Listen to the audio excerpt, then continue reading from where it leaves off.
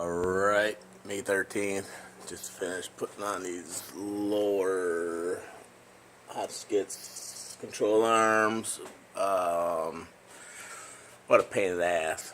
But Hotchkis springs, shocks, and got the upper, got the oil cooler hanging.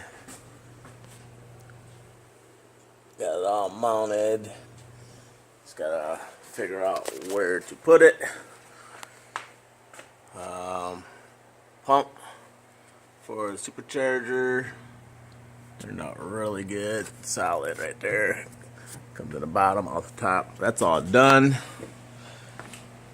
And the other lower is in,